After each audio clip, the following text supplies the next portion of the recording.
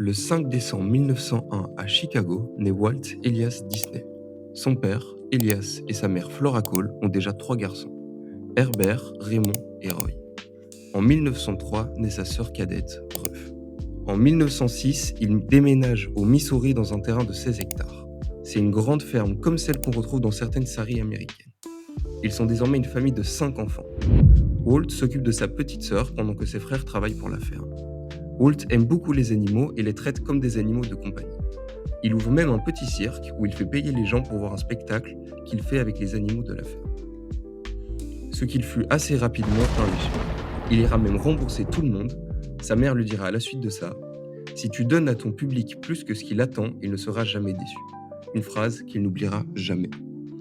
En parallèle, il développe petit à petit une passion pour le dessin. En 1909, il va pour la première fois à l'école, la Park School à Marceline.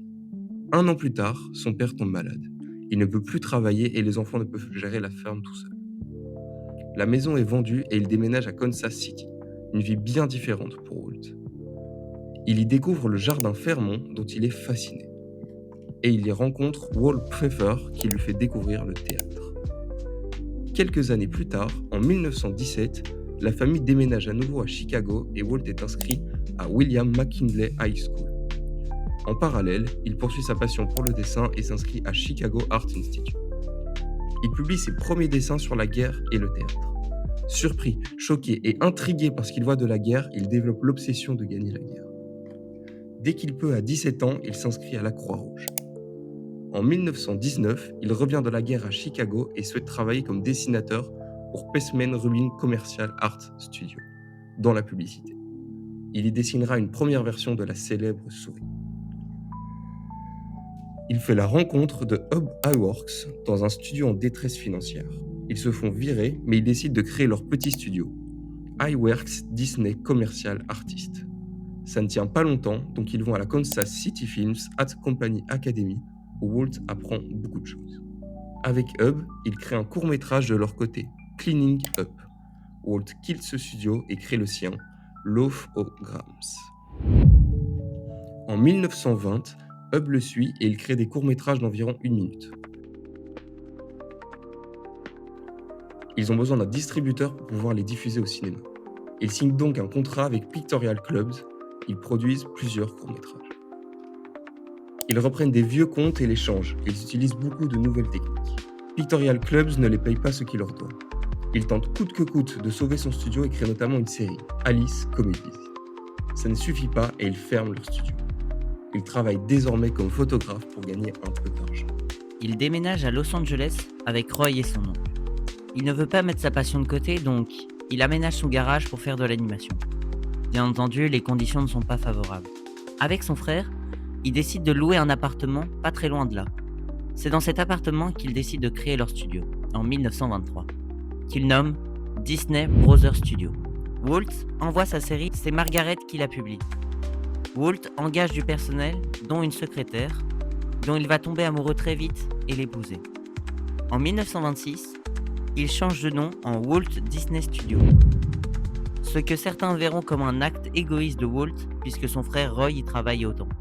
Le studio crée un lapin Oswald, un personnage qui a beaucoup de succès. Néanmoins, Oswald n'appartient pas vraiment à Disney. Charles Mintz, le mari de Margaret, prend le contrôle du studio, change le nom et prend avec lui les animateurs de chez Disney. Maintenant, Walt n'a plus d'animateurs. En 1927, alors qu'ils sont dépités d'avoir perdu leurs animateurs et Oswald, ils créent Mortimer, une souris basée sur Oswald, et il la renomme Mickey Mouse, car le nom sonnait un peu trop glauque. C'est sa femme qui lui aurait conseillé de changer ce nom. C'est principalement Hub qui dessine Mickey. Ils ont fini leur souris et publient Mickey Mouse dans un court-métrage où Mickey se met à l'aviation. En 1928, c'est la projection de Steamboat Willie, court-métrage représentant Mickey Mouse qui siffle, avec une synchronisation du son et de l'image révolutionnaire. Ça a beaucoup de succès. Le studio rentre dans l'histoire. Mickey devient une superstar. Il parviendra par la suite à parler, au départ avec la voix de Walt. Il crée des événements, des produits dérivés de Mickey. Le studio se met maintenant plus sérieusement au marketing, ce qui permet de toucher des revenus. mais aussi de populariser leurs œuvres. Fred Moore est l'animateur de chez Disney. C'est lui qui est chargé de modifier et d'améliorer Mickey Mouse. C'est lui qui va designer le Mickey qu'on connaît aujourd'hui. Ils choisissent la Columbia Pictures pour distribuer leurs films. Pat Power propose Ub Iwerks, un animateur très talentueux et un musicien, de créer leur propre studio, dû à des désaccords avec Disney. Ils créent à deux Ub Iwerks Studio. À la suite du départ de Hub, Walt engage plusieurs jeunes animateurs. Ils utilisent notamment la technique de Technicolor dans les films Disney. C'est une technologie qui consiste à superposer 3 couleurs primaires, technique utilisée dans plusieurs grands films par la suite. En 1932, c'est la sortie des Arbres et des Fleurs, premier de leurs films qui utilise la Technicolor. Columbia n'est pas satisfait. Les raisons ne sont pas claires, mais il y a plusieurs conflits et Columbia clôture son contrat avec Disney. United Artists devient le producteur de Disney. Les deux industries ont des objectifs communs avec des valeurs communes, la liberté créative et l'autonomie. Walt Disney gagne un Oscar dans une nouvelle catégorie inventée pour l'occasion, les meilleurs films d'animation. C'est le premier Oscar pour les films avec la Technicolor. Quelque temps après, Walt subit un accident et se casse les cervicales en tombant d'un cheval. Il garde au fond un rêve, il veut absolument créer un long métrage d'animation. En 1934, c'est la sortie d'une petite poule avisée. 3 ans plus tard, en 1937, sort Blanche-Neige et les 7 nains. C'est le premier long métrage d'une telle qualité et d'un tel budget, presque 1,5 million de dollars. C'est une première à cette époque et c'est un énorme succès. En 1940, le studio Disney fait sa première entrée en bourse. Plusieurs années plus tard, en 1952, c'est la création du premier parc Disney. Il voulait offrir la possibilité de faire vivre ses films dans une ambiance favorable aux familles. 3 ans plus tard, le 17 juillet, c'est l'ouverture du parc. En 1966, Walt Disney décède d'un cancer du poumon. Alors, pour se plonger un peu dans sa façon de penser, on vous propose certaines de ses citations. Rêve ta vie en couleur, c'est le secret du bonheur. Pour chaque éclat de rire, il faut une larme. Tous nos rêves peuvent devenir réalité, encore faut-il avoir le courage de les poursuivre. Les adultes ne sont que des enfants qui ont grandi. Et oui, le passé c'est douloureux. Mais à mon sens, on peut soit le fuir, soit tout en apprendre. Pour en revenir au studio, jusqu'à la fin de 1970, les longs métrages sont dirigés par un groupe nommé Nine Old Men, un groupe de Walt Disney. C'est un groupe qui produit les films Disney depuis le début, avec exemple Blanche-Neige et les 7 nains.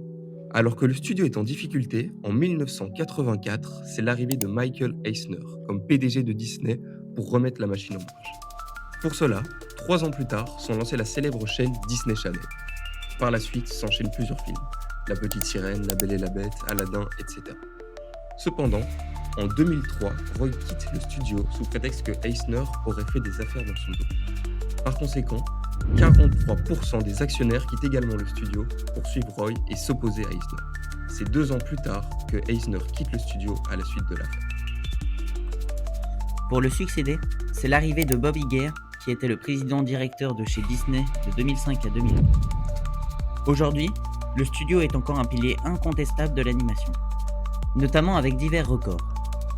Le Roi Lion est le film d'animation le plus rentable avec plus de 1,6 milliard de dollars de recettes. En 2019, le studio a dépassé les 10 milliards de recettes sur une année. Certains de leurs dessins animés comme Masha et Mika sont inscrits dans les records du monde pour le nombre d'heures de visionnage. Vous l'aurez compris, ce studio est un génie de l'animation que beaucoup de studios ont essayé d'égaler, comme par exemple le studio Pixar,